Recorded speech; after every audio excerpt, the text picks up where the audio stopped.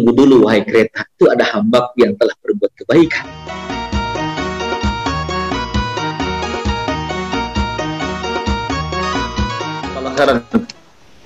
Assalamualaikum warahmatullahi wabarakatuh. Waalaikumsalam warahmatullahi wabarakatuh. Yang terhormat Ustadz Faisal sebagai alat Jawa Barat, kemudian Ustadz Imam Hambali sebagai alat Kabupaten Bekasi, dan seluruh asatidzah yang hadir di Zoom ini, serta simpatisan para kader yang dimuliakan Allah Subhanahu wa taala. Assalamualaikum warahmatullahi wabarakatuh. Waalaikumsalam warahmatullahi wabarakatuh. Alhamdulillahirabbil alamin. Alhamdulillahi nahmaduhu wa nasta'inuhu wa nastaghfiruh. Wa na'udzubillahi min syururi anfusina wa min sayyiati a'malina. May yahdihillahu fala mudhillalah wa may yudhlil fala hadiyalah. Asyhadu an la ilaha illallah wa asyhadu anna Muhammadan abduhu wa rasuluh. Allahumma shalli wa sallim wa barik ala hadzal nabiyil karim nabiyina Muhammadin sallallahu alaihi wasallam. Afdhalus salati wa taslim wa ala alihi wa sahabatihi wa ahli baiti wa man ihtadahu bihudahu ila yaumiddin wa ba'du. Tentunya rasa syukur yang teramat sangat besar kehadirat Allah Subhanahu wa taala, tersebab nikmat karunia rahmat yang tidak pernah terputus kita dapatkan, kita rasakan, terlebih nikmat iman dan Islam yang senantiasa membersamai kita dan menguatkan kita dalam langkah di jalan taat kepada Allah Subhanahu wa taala. Dan Allah mengatakan, wa in ta'uddu ni'matallahi la tuhsuha. Kalau engkau menghitung-hitung nikmatku, maka tidak akan pernah terhitung nikmat tersebut. Seakan-akan Allah hendak mengatakan kepada hamba-hambanya, jangan engkau pernah sibuk menghitung-hitung nikmatku, tapi sibuklah mensyukuri nikmatku. Jangan engkau sibuk menghitung-hitung nikmatku, tapi sibuklah mensyukuri nikmatku. Karenanya pula silaturahmi ini adalah refleksi syukur kita kepada Allah Subhanahu wa taala. Dan karenanya pula gerak langkah kita menghadirkan manfaat kepada khalayak, kepada masyarakat, kepada warga sekitar adalah syukur kita kepada Allah Subhanahu wa taala. Dan karenanya pula hadirnya pimpinan-pimpinan kita, qiyadah dengan para kader adalah refleksi syukur kepada Allah Subhanahu wa taala. Dan karenanya ketika kita mampu menebar manfaat yang besar kepada masyarakat dengan bakti sosial, memberikan sedekah kepada fakir miskin, dan bercengkerama dengan mereka, membersamai mereka dalam suka dan duka adalah bentuk syukur kita kepada Allah Subhanahu wa taala. Salawat dan salam terlimpah curah kepada Rasul mulia, baginda besar Nabi besar Muhammad sallallahu alaihi wasallam, dan kepada para sahabatnya, tabi'in serta tabi'in. Ikhwatul iman yang dirahmati oleh Allah Subhanahu wa taala, silaturahmi antara kader PKS beserta simpatisan adalah tradisi yang sangat mengakar kuat, dan itulah jati diri PKS yang terus membersamai masyarakat dengan warganya untuk bersama-sama dalam kebaikan dan ketaatan kepada Allah Subhanahu wa taala. Dan karenanya kita berharap halal bihalal silaturahmi menjadi sesuatu yang mendarah daging pada kader dan simpatisan, sehingga gerak dakwah ini tidak hanya sebatas dalam lingkup antara halaqah, liqaat, majlis taklim, tapi sangat meluas gitu ya. Ya, dari kita dengan teman-teman, mohon maaf, dengan teman-teman yang di pinggir jalan, katakan mereka yang tidak tersentuh dengan nilai-nilai Islam karena mungkin lebih nyaman di pinggir jalannya, ya mungkin mereka tidak sholat, mungkin mereka tidak ada rasa keinginan untuk mengaji, namun kebaikan kita tersampaikan kepada mereka.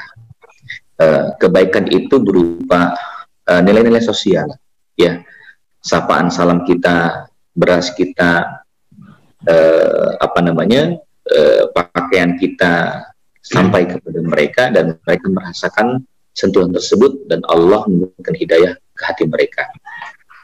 Nah, ikhwatal iman yang dirahmati Allah Ta'ala, pantas saja Nabi mengatakan, man arada ayyubsata lahu fi rizqihi wa yunsa'alahu fi atharihi falyasbih. Barang siapa yang hendak Allah panjangkan umurnya dan Allah murahkan rezekinya, maka hendaklah bersilaturahmi. Silaturahmi yang diajarkan oleh Islam sifatnya sangat luas sekali, cakupannya sangat luas. Bukan hanya silaturahmi face to face, ya, membahas tentang masalah bisnis, masalah proyek, ya, masalah dagang, tapi rupanya silaturahmi yang kita lakukan itu bisa melahirkan ide, gagasan, atau inovasi, gitu. Atau bisa brainstorming, ya, atau bisa curah gagas, gitu ya, sehingga bisa menghasilkan nilai-nilai yang positif. Sama halnya ketika kita ada perkumpulan pekanan, itu bukan hanya sebatas gugur kewajiban, tapi ada nilai yang luhur, nilai yang indah, nilai kebersamaan yang menjadikan kita mendapatkan kemuliaan di sisi Allah Subhanahu wa Ta'ala. Ya, adanya qadaya dan ra'i dilontarkan sehingga temannya bisa mengambil hikmah yang besar, bahkan memberikan kontribusi positif dalam kehidupan mereka yang memiliki qadaya masa selanjutnya, dan itulah peluang-peluang pahala yang sangat besar. Nah, ikhwatul iman yang dirahmati Allah Ta'ala, sedikit saya ingin mengupas tentang dalam silaturahmi ini tentang pertolongan Allah Subhanahu wa Ta'ala. Allah senantiasa menolong hambanya kapan dan dimanapun. Terkadang sang hamba meminta pertolongan itu pun sang hamba tidak memintanya, Allah menolong. Tapi yang uniknya, derasnya pertolongan Allah Subhanahu wa Ta'ala kepada kita itu tergantung dari ikhtiar seorang hamba kepada Allah dan kedekatannya. Mari kita lihat ketika kita meresapi kehidupan dan merasakan jenak-jenak kehidupan kita ini bertaburkan dengan kesulitan, itu suatu keniscayaan. Ya, ketika Allah mengatakan walaqad khalaqnal insana fi kabad, manusia itu diciptakan fi kabad. Fi kabad itu adalah dalam lelah letih, kesulitan. Ini satu tabi'i, satu sifat manusia yang memang harus menghadapi kesulitan, gitu. Mengapa Allah menjadikan manusia berpeluang mendapatkan kesulitan demi kesulitan? Karena dengan cara itulah Allah punya alasan yang besar untuk bisa memberikan pahala, untuk bisa memberikan keberkahan hidupnya. Maka kiadah kita, beberapa petinggi-petinggi dakwah kita mengatakan al-harakah barokah. Mohon diingat teman-teman yang dirahmati Allah, satu kalimat yang sederhana, al-harakah barokah. Bergerak itu berkah. Bergerak itu berkah. Seperti hanya olahraga, berkah. Berkahnya adalah kesehatan yang kita miliki. Ya, tidur di rumah tidak bergerak sama sekali mendatangkan penyakit, mendatangkan kejenuhan. Ya, bahkan jujur perut pun melebar, ya, badan membesar. Ya, ini kita rasakan. Maka teman-teman yang aktivitas tubuhnya itu bagus dan punya timing yang tepat, yang sudah dijadwalkan, olahraga, sepedahan, jogging dan sebagainya, itu akan merasakan satu keindahan dalam hidupnya, tubuh yang sehat. Nah, ini Masya Allah, gitu. Pantas saja petuah itu menjadi satu prinsip dalam kita bermuamalah, bahkan kita dalam berdakwah, al-harakah barokah. Ya, bergerak itu adalah berkah. Seperti halnya air yang menetap pada sebuah tempat akan mendatangkan penyakit. Airnya menjadi hijau, berlumut, ya bahkan tidak mendatangkan manfaat yang besar. Tapi kalau kita melihat ada arus, ada air yang mengalir terus mengalir, subhanallah, jernih, kita merasakan keindahannya. suara air tersebut bisa menjadikan sebuah inspirasi bagi mereka yang mungkin jiwa-jiwa puitis, sastra dan sebagainya. Ada rasa ketentraman. Karena itu air yang mengalir itu dilukiskan oleh Allah dalam Al-Quran, tajri min tahtihal anhar gitu. Sampai-sampai Allah memberikan lukisan seperti itu gitu. Orang-orang yang bergerak di muka bumi itu, maka dia akan mendapatkan kenikmatan di surga gerak air yang terus-menerus, tajri min tahtihal anhar. Keindahannya itu tidak akan hilang. Gerakan-gerakan yang terus-menerus itu mendatangkan manfaat yang sangat indah sekali. Bahkan kita merasakan dan pernah melihat ada ikan yang besar. Ikan yang besar itu bukan karena ia dikarbit menjadi besar, tapi karena ada arus yang sangat kuat sehingga ikan tersebut menjadi ikan yang besar. Begitu pula halnya kader simpatisan yang bisa tergerak untuk menjadi pribadi besar karena ada sebuah pergerakan-pergerakan yang mendatangkan manfaat yang besar sehingga dia menjadi orang yang besar. Maka seorang alim mengatakan hanya orang-orang yang besarlah yang semangat untuk bergerak dengan gerakan-gerakan yang besar. Hanya orang-orang yang besarlah yang memikirkan masalah-masalah yang besar.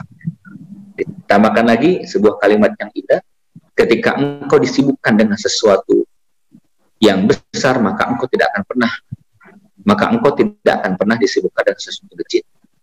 Tapi ketika engkau sibuk dengan sesuatu yang kecil, maka berat engkau mendapatkan amanah-amanah yang besar. Nah ini teman-teman yang dirahmati Allah Ta'ala. Karena itu pertolongan Allah Subhanahu Wa Ta'ala berbanding lurus dengan ikhtiar. Ya, berbanding lurus dengan ikhtiar. Mungkin ada satu kalimat yang sederhana ketika Anda mendapatkan berita informasi seorang teman sukses. Ya, dia punya titel, kemudian punya proyek besar, begitu ya. Rupanya teman kita ini dulu sekelas dengan kita. Setelah kita ingat-ingat masa lalu sekolah dengan teman yang berhasil itu, muncul kalimat oh pantes, oh pantes. Kenapa ada kalimat oh pantes? Karena terlihat bahwa dia dulu rajin, orang senang belajar, kemudian banyak pengalamannya dan pantang menyerah, maka muncul kalimat oh pantas.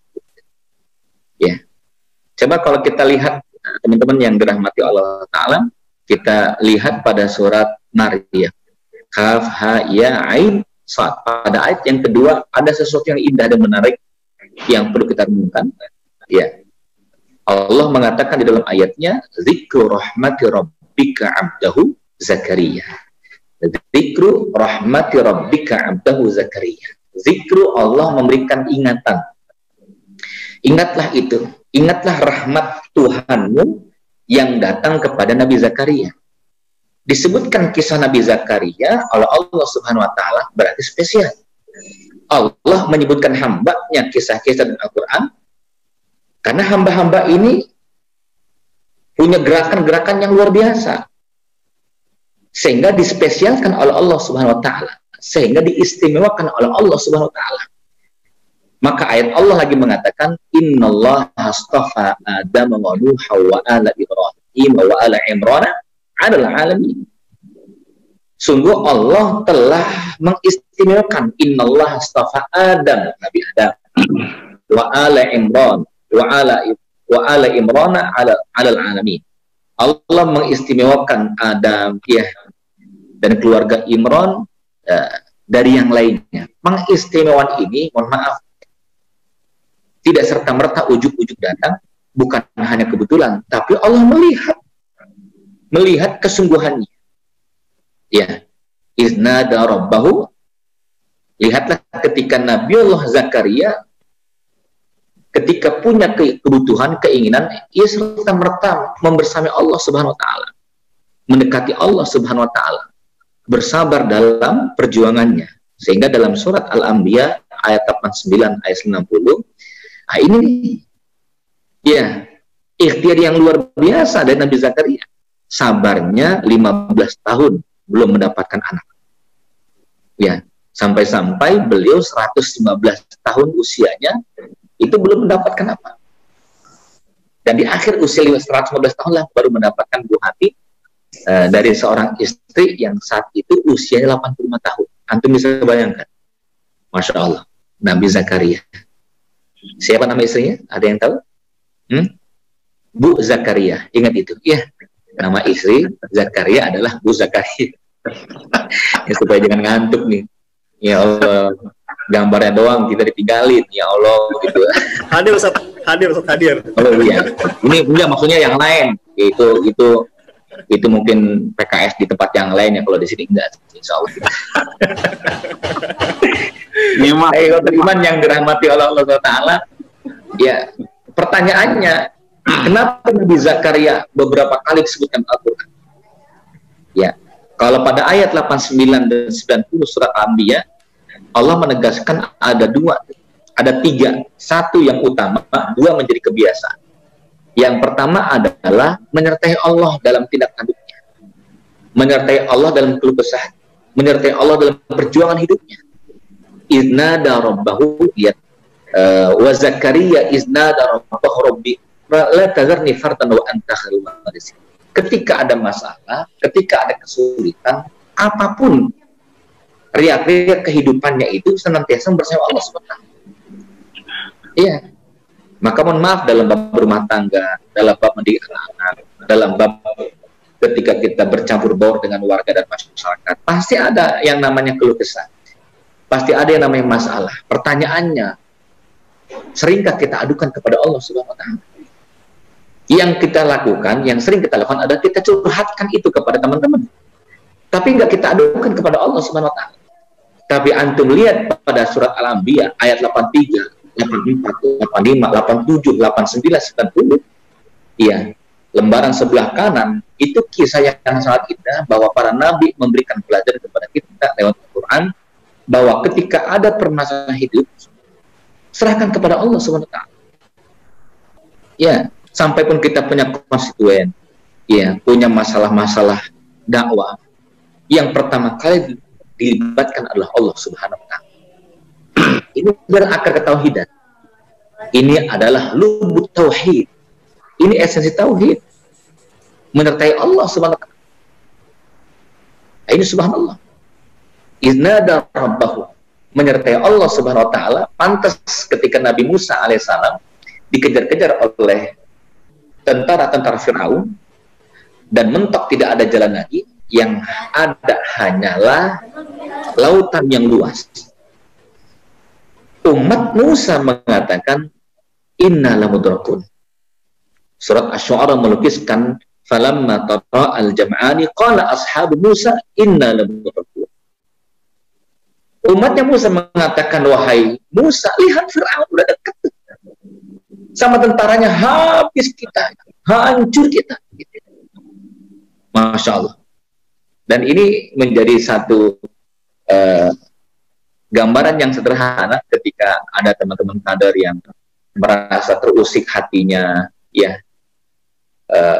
kesal hatinya karena masyarakatnya menolaknya atau masyarakatnya mengasingkannya, bahkan tidak mendapatkan tempat di hati. Ini terkadang ciut, kemudian sedih, kemudian tidak kembali kepada Allah Subhanahu wa Ta'ala. Padahal dia punya teman, bahkan punya pimpinan, punya ustaz, Masya Allah, yang seharusnya bisa diajak bicara. Dan hebatnya lagi, Nabi Musa alaihissalam ketika ada seorang jundun, tentaranya, umatnya mengeluhkan tentang tuh ada tentara-tentara Fir'aun sudah dekat, bagaimana kita mati, kita hancur kita. Seorang kiadah mampu meluruskan hatinya untuk bertauhid kepada Allah Subhanahu wa Ta'ala. Seorang pemimpin mampu menghadirkan jiwanya membersamai anggota-anggotanya, ya, warganya, masyarakatnya, untuk menuhankan Allah, mengesahkan Allah Subhanahu wa Ta'ala. Lihat jawaban Nabi Allah Musa alaihissalam. Apakah Nabi Musa mengatakan, tenang wahai umatku, aku ini seorang nabi, nggak mungkin nabi kalah. Aku seorang utusan Allah yang dipilih oleh Allah. Tenang. Mohon maaf, bukan itu jawaban Musa alaihissalam. Kalau kita terjemahkan dalam konteks kehidupan sehari-hari, punten uh, Bapak Ibu, teman-teman yang dirahmati Allah Ta'ala, terkadang kita ego tentang diri kita. Dan terkadang kita lebih mengedepankan siapa kita. Tenang, yang penting kamu sekolah aja, biar ada. Biar ayah akan mencari uang. Ya, ini urusan ayah. Udah, mau kamu pindah ke beberapa pesantren pun nggak apa-apa. Yang penting ayah masih kuat cari uang. Ini Masya Allah. Ia lupa tidak melibatkan Allah Subhanahu Wa Taala. Nabi Musa alaihissalam pun tidak mengatakan, aku punya tongkat yang kembaran bisa menjadi ular. Tidak mengandalkan profesinya, tidak mengandalkan jabatannya, tidak mengandalkan kedudukan. Masya Allah. Sampai-sampai Nabi mengatakan, ini bashar, saya ini manusia. Gitu. Kerendahan hati Rasulullah SAW ketika di hadapan orang-orang pemimpin mengatakan, saya hanya manusia biasa. Tapi saya utus Allah dan saya manusia biasa. Saya makan bersama keluarga, saya berjalan di tengah pasar, saya pun makan daging, apa namanya itu, dagingnya dikeringkan, kayak dendeng. Ini mengisyaratkan bahwa Nabi adalah jiwa-jiwa yang tawadu berendah. Walaupun subhanallah, bentangan surga sudah ada di hadapannya. Luar biasa. Dan bumi itu ada dalam genggamannya. Tapi lagi-lagi beliau adalah pemimpin yang merendah dan tidak sombong di hadapan umatnya. Nah, ini subhanallah, akhlak yang sangat indah. Nabi Musa tidak mengatakan, aku punya tongkat, tidak. Tapi apa yang dilakukan oleh Nabi Musa alaihissalam? Beliau mengatakan, inna ma'ya rabbi sayahdi.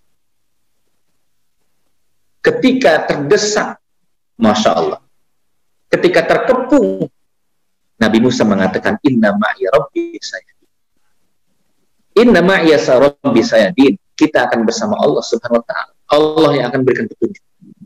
Ayo bersama Allah Subhanahu Wa Ta'ala. Subhanallah, luar biasa. Ketika kita ada masalah keluarga, masalah tetangga, masalah kerabat, sampai masalah dakwah, kita katakan kita punya Allah Subhanahu Wa Ta'ala. Jangan kita mengatakan, ya Allah, saya punya masalah. Bukan. Wahai masalah, aku punya Allah. Sehingga Allah yang maha besar. Karena itulah dalam sholat kita membukanya dengan kalimat takbir Allahu Akbar.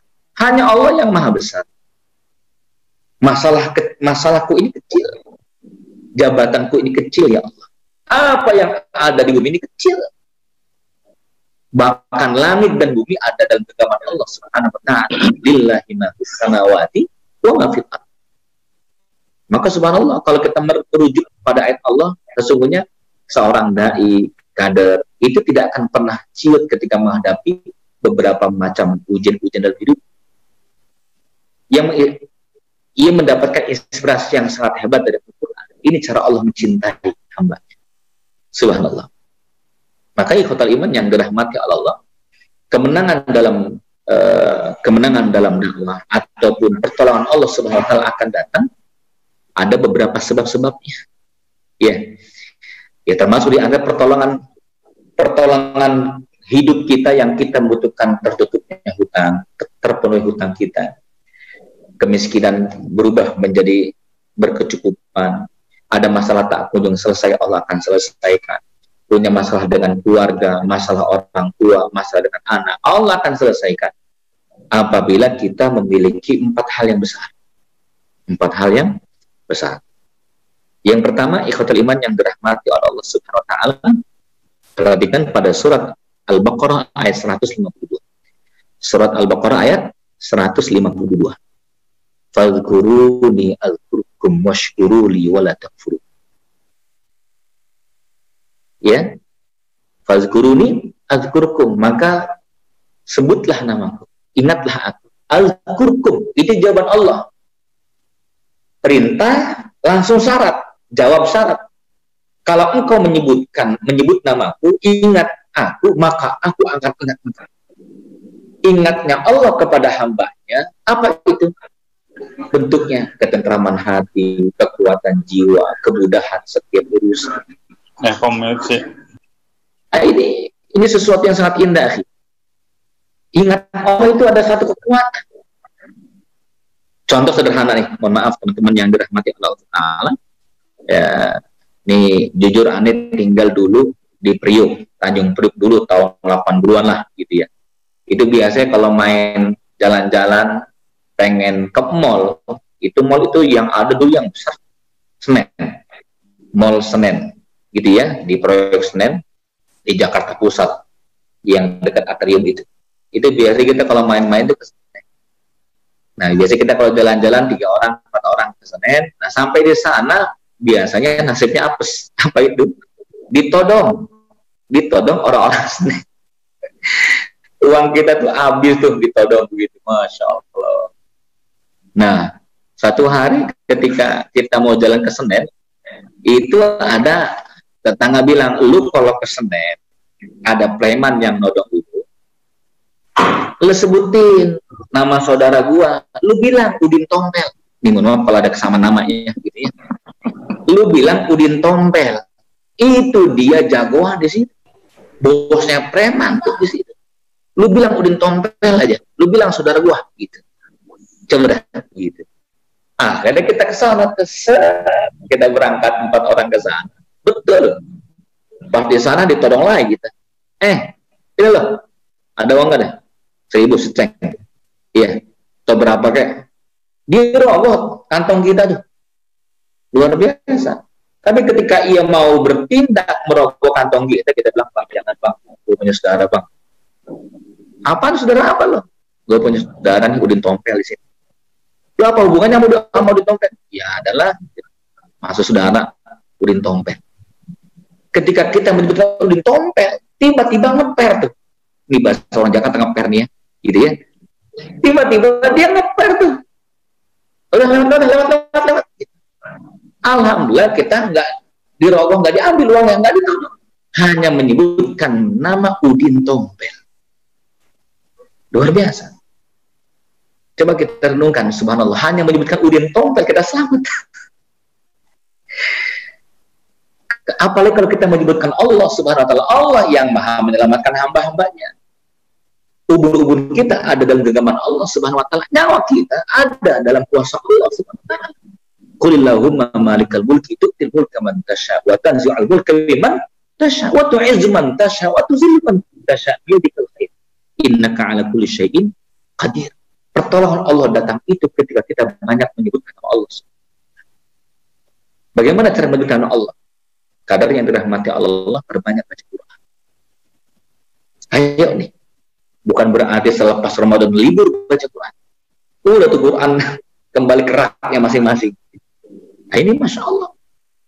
Ayo nih, kalau Anda sudah menghatamkan Quran 3 kali, 4 kali, jangan berhenti dong Qurannya. Fazkuruni azkurkum. Engkau menyebutkan aku akan sebutkan engkau. Pertolongan itu datang. Subhanallah. Ada kisah indah, seorang alim kaya raya pulang dari berdagang,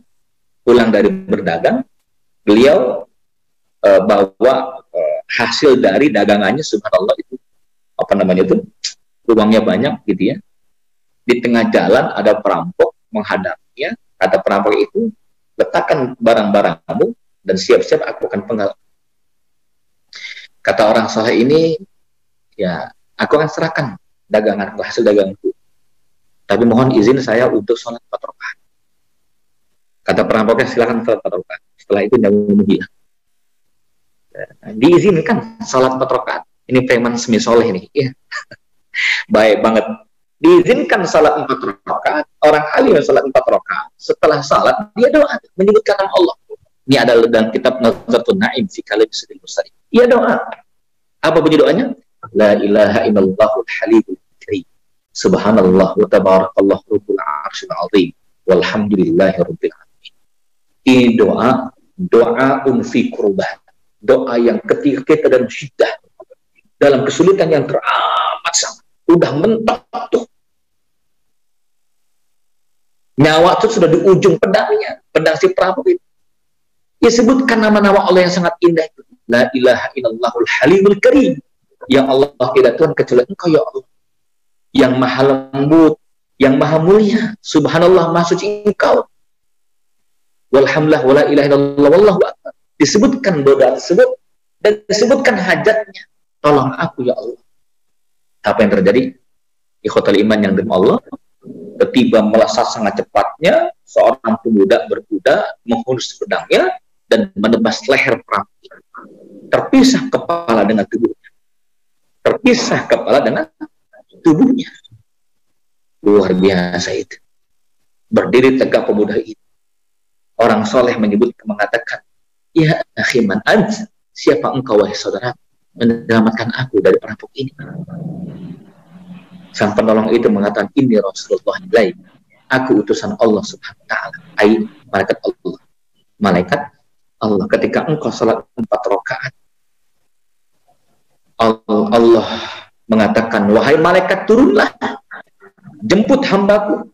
Dan ketika engkau menyebutkan nama Allah dengan nama yang mulia, bahkan ketauhidan, la ilaha illallah, la ilaha illallah halimul karim, nama yang mulia disebutkan itu, ya, ketauhidan, nama tauhid disebutkan, maka Allah langsung menunjukkan untuk turun dan menebas leher. Luar biasa. Maka Abdullah bin Abbas, Ibnu Abbas menyebutkan inilah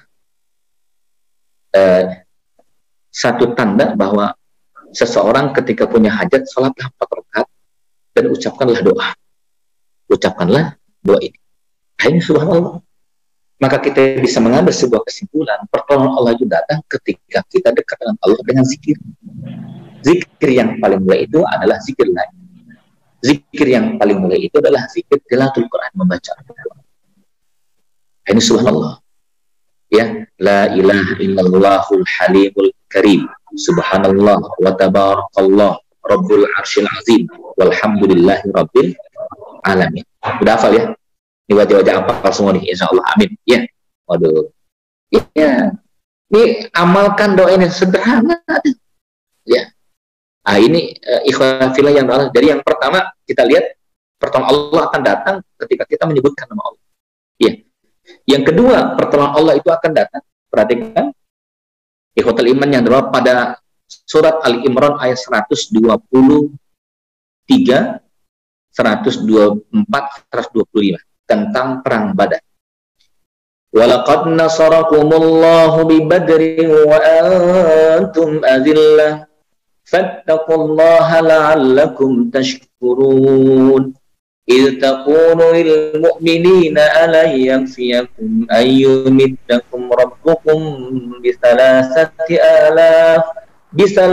آلاف من الملائكة منزلين بلى إن تصبروا وتتقوا ويأتوكم من فورهم هذا يمددكم ربكم ب5,000 من الملائكة مسومين. Subhanallah. Dan aku menangkan tentara-tentara Badar, perang Badar. Masya Allah. Dengan cara apa? Allah turunkan tuh 3.000 malaikat. Malaikat dari langit. Wa in tasbiru wa tattaqu. Wah, ini nih luar biasa. Kalau engkau sabar dan bertakwa, maka aku tambahkan 5.000 pasukan langit. Total 8.000 pasukan langit. Habis tuh jumlah ribuan tentara kafir dengan jumlah para sahabat yang berjumlah 13. Karena ada pertolongan 8.000 tentara langit. Syaratnya apa? Wa in tasbiru wa tattaqu. Kalau ente sabar dan bertakwa. Sabar itu menunggu dengan berharap cemas kepada Allah Subhanahu wa ta'ala. Sabar adalah berikhtiar yang positif, yang baik-baik. Maka mohon maaf, ikhwatul iman yang dalam Allah tidak pernah memerintahkan hambanya untuk mencari solusi. Yang Allah pinta dari hambanya apa itu? Sabar dan sholat. Wasta'inu bis sabri was sholat. Kalau kita kan nyari solusi sana, nyari solusi ini. Maaf teman-teman yang Allah, mohon maaf ya, agak sedikit culas nih. Kita nih nggak, bumi itu kecil, langit itu luas. Maka ketika kita punya masalah besar, hadirkan kekuatan langit, jangan kekuatan bumi. Saya sering bercerita tentang kisah seorang kiai di mana itu? Di Sulawesi. Di Sulawesi ada pesantren pesantren Quran, tahfidz Quran, santrinya 1.400 santri. Kebetulan kiainya teman-teman kami dulu di Gontor, dan setelah ayahnya meninggal dunia, beliaulah yang memimpinnya sekarang. Ketika kita dialog, subhanallah, luar biasa. Itu santrinya yang kami dulu mendengar cuma 1.000, sekarang 1.400. Dan itu free, gratis. Kita sempat nanya, nih ngempanin santri gimana, Syekh? Ya akhi, ngempanin santri, bagaimana caranya? Beliau mengatakan, ya kayak antum lah punya yatim alatifan. Iya, maksudnya gimana saya mendapatkan pelajaran dari antum? Beliau mengatakan, ya akhi, kita dulu punya santri 10, 20. Itu kita pun ada modalnya, 1 petak sawah, 1 tambak ikan bandeng, 1 tambak ikan lele, ya, kemudian ada 1 kambing, 1 sapi, gitu. Bertambah tuh santri, 30, 50, 70, bertambah pula tuh, ya, sawah dan kambing serta tambak-tambak ikan. Sekarang 1.400 santri, alhamdulillah kita punya 150 hektar sawah, dengan ratusan kambing, dengan puluhan sapi, dengan 80 sekian tambak ikan bandeng dan tambak ikan lele. Luar biasa. Lihat quote yang indah, perhatikan. Ini subhanallah, yang sampai merinding nih, Masya Allah. Beliau mengatakan, ya akhi, masalah hidup kita jangan sibuk difikiri. Masalah hidup kita sibuklah dizikiri. Masalah hidup kita jangan sibuk difikiri. Masalah hidup kita sibuklah dizikiri. Antum punya masalah dengan anak, kita nggak bisa mantau anak kita 24 jam. Anak kita SMP negeri, SMA negeri, pulang sekolah kemana dia? Kita pikirin capek. Nanti di tahun ajaran baru, bulan Juni, bulan Juli, Masya Allah, yang paling stres siapa? Orang tua. 3 anaknya pas masuk sekolah semua. Anak pertama masuk SMA, anak kedua masuk SMP, anak ketiga masuk SD, abi-ubinya masuk UGD. Itu luar biasa. Tapi pertanyaannya, apakah ketika Anda pikirkan selesai? Enggak, capek rupanya. Tapi ketika Anda dibawa santai, ada tuh jalannya. Betul kan? Masya Allah tuh. Teman-teman karyawan, teman-teman kader kan banyak yang dari karyawan, buruh dan sebagainya. Apakah doanya tiba-tiba berubah? Ya Allah, lemburkan hidupku selembur-lemburnya, ya Allah. Overtime kan sampai hari kiamat, ya Allah. Overtime kan sampai hari kiamat. Kan nggak begitu kan? Tapi kenapa ada aja jalannya? Anak bisa pesantren gitu. Tertutup tuh kebutuhan dapur, tertutup hutang-hutang kita. Kenapa? Karena Anda sibuk berzikir dekat dengan Allah. Hadirkan kekuatan langit. Itu dahsyat. Karena itu sabar dan takwa menjadi pintu gerbang pertolongan Allah. Datang luar biasa. Dan yang ketiga terakhir, waktu sudah habis nih, ditegur oleh adminnya nih. Jamaah teman-teman yang dirahmati oleh Allah Ta'ala. Ini subhanallah, bagaimana kita menggunakan pertolongan Allah Subhanahu wa Ta'ala, Allah akan menolong kita. Yang ketiga adalah menolong agama Allah Subhanahu wa Ta'ala. Surat Muhammad ayat ke-7. Ya ayyuhalladzina amanu in tansurullaha yansurkum wa yusabbit aqdamakum. Wahai orang-orang beriman, ketika engkau menolong agama Allah Subhanahu wa Ta'ala, maka Allah akan menolong engkau. Maka teman-teman, ketika Anda bergerak dalam halaqah, dalam liqa'at, dalam mabit, dalam beberapa wazifah, kewajiban dakwah, itu sama dengan Anda sedang menolong agama Allah SWT. Jangan ada kalimat dalam benak kita, ngapain agama Allah itu Allah udah maha hebat. Tidak. Jawaban sederhana, kita menolong agama Allah agar Allah mengetahui hamba-hamba, dan Allah punya alasan untuk menolong hambanya. Apa kata Allah? Aku akan tolong engkau karena engkau tolong agama. Semakin banyak kita berkecimpung dalam dakwah, semakin banyak pertolongan Allah. Inilah yang kita rasakan saat ini. Kenapa teman-teman kita punya yayasan, punya lembaga pendidikan, punya pekerjaan, punya TPK, TPQ? Alhamdulillah. Biaya nggak begitu banyak, tapi pertolongan ada aja datang. Sampai anak-anak kita kena imbasnya.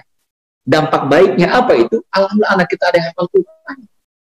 Pertanyaannya, dari mana kita dapatkan? Ayahnya nggak hafal Quran. Kata Allah, aku ridho engkau bergerak malam-malam, mulai untuk mengaji, berkumpul melingkar, pulang larut malam. Aku ridho karena engkau telah menolong agama. Engkau telah membersamai agama ini dengan istiqomah. Maka saat itu pertolongan itu datang, dan subhanallah, kita mendapatkan kemudahan dalam berbagai macam ujian-ujian hidup kita. Maka ketika kita membersamai agama ini, dalam dakwah ini, sama dengan kita menolong agama Allah Subhanahu. Luar biasa. Itu yang terakhir. Tapi ada yang paling terakhir. Tanggung ya, mohon maaf ya. Yang keempat, yang paling terakhir kali, yang paling terakhir, sekali kapan kita mendapatkan pertolongan Allah Subhanahu, kita akan mendapatkan pertolongan Allah ketika kita menolong hamba-hamba Allah yang lemah. Ketika kita menolong agama Allah, hamba-hamba Allah yang lemah. Apa dalilnya? Hadis Rasulullah SAW, Nabi mengatakan, wallahu fi aunil abdi maka dan abdu fi auni akhihi. Allah senantiasa menolong hambanya kalau sang hamba menolong agama Allah Subhanahu. Kalau sang hamba menolong hamba Allah. Ya. Kalau kita menolong hamba Allah yang lainnya, Allah akan tolong kita. Begitu. Ini Masya Allah luar biasa. Dengan cara apa? Dengan bakti sosial. Dengan cara apa? Menyantuni fakir miskin. Dengan cara apa? Bersedekah. Itu menolong hamba Allah. Pada intinya kita menolong tentang diri kita sendiri. Ya, in ahsantum li anfusikum wa in asatum falah. Itu subhanallah. Ada kisah indah teman-teman yang dari Allah sebagai penutup ini. Itu ada seorang suami istri menjenguk anaknya di Gontor Kediri. Anaknya baru masuk, subhanallah, pas bertemu dengan ayahnya, dengan ibunya, makan biasa, kemudian anaknya ditanya, adik sayang, udah jajan belum tadi? Kan mama kasih uang 50.000. Gitu. Kata si anak, enggak mah, aku enggak jajan mah. Aku kasih teman aku yang sekamar, anak yatim, dia sudah 3 bulan nggak dapat kiriman dari orang tuanya, kan yatim mah. Masya Allah, itu hati ibunya tuh nyes. Ya Allah, anakku nolong anak yatim, teman sekamarnya ya Allah, gitu. Ya, jadi si anak ini berkorban untuk temannya tuh, gitu. Yang keciptakan berkahnya siapa? Ayah ibunya, senang kan, betul ya? Ya Allah, ya anak soleh amat, ya jajan ditahan untuk temannya yang yatim. Maka ayah ibunya ngasih langsung 300.000 rupiah. Dah untuk adik ini, untuk kamu simpannya kalau jajan pakai ini. Artinya si orang tua bahagia anaknya telah nolong temannya. Nah singkat cerita, esoknya ayah ibunya pulang nih ke Bekasi. Iya, pakai kereta di Kediri. Dari pesantren ke stasiun itu jarak menempuh 1 jam pakai mobil, pakai taksi. Berangkat pada subuh jam 7 harus sudah di stasiun, jam 7 tank pas kereta harus di jalan. Gitu kan? Nah, selepas sholat subuh langsung dapat taksi, Masya Allah, qadar Allah, macet Pak. Ya Allah, luar biasa itu. Jam 7 pas masih dalam taksi. Suaminya mengatakan, mah kayaknya nggak bisa nih, nggak nyampe deh, ya Allah, udahlah. Istri mengatakan, ya Allah, ayah gimana? Berarti kita harus nunggu besok hari nih. Suaminya mengatakan, udah bismillah dah, kalau besok apa-apa dah. Ya, tapi kita ada urusan nanti malam nih. Apa kata istrinya? Bismillah, ayah, ayo kita berdoa. Nah, dalam doa tersebut, si ibu, istrinya ini menyebutkan tentang kebaikan anaknya yang bersedekah untuk si yatim. Ya Allah, semoga masih ada keretanya. Ya Allah, Rob, saya punya anak, ya Allah. Baik banget nih anak saya, ridho dengan anak saya, ya Allah. Dia ngasih temannya ya yatim, ya Allah. Rob, ya Allah, kalau engkau ridho dengan ini semuanya, ya Allah, tolong ya Allah. Jangan sampai itu kereta itu meluncur ya Allah. Semoga bisa kecandak ya Allah. Semoga sampai itu ke stasiun. Rupanya jam 7:15 Pak. Sampai jam 7:15 udah turunlah. Mukanya udah mau lemes tuh suami istri. Sampai pintu gerbang stasiun dan diperiksa oleh pegawai stasiun. Ditanya, ayo Bapak Ibu, itu keretanya masih ada tuh. Ayo. Subhanallah, luar biasa. Harusnya kereta jalan jam 7 pas. Jam 7:15 masih belum jalan itu keretanya. Seakan-akan Allah mengatakan, tunggu dulu wahai kereta, itu ada hamba yang telah berbuat kebaikan, menolong orang lain, tunggu dulu sampai dia duduk manis di kereta baru kau jalan. Cakep tuh. Ini kotal iman yang dari Allah. Ayo Ya, ada 4 hal yang besar yang perlu kita lakukan, teman-teman yang dirahmati Allah SWT. Ayo, tebarlah kebaikan. Tebarlah kebaikan. Kalau Anda ingin mendapatkan pertolongan Allah dengan kebaikan, maka dari sekaranglah kita punya investasi amal saleh, maka Allah akan menolong kita. Tapi kalau Anda tidak punya kebaikan, kira-kira apa yang akan kita sebutkan kepada Allah SWT? Ya, ini kiranya teman-teman, mohon maaf tidak panjang lebar karena admin sudah menegurnya. Semoga bermanfaat. Astagfirullahaladzim. Assalamualaikum warahmatullahi wabarakatuh.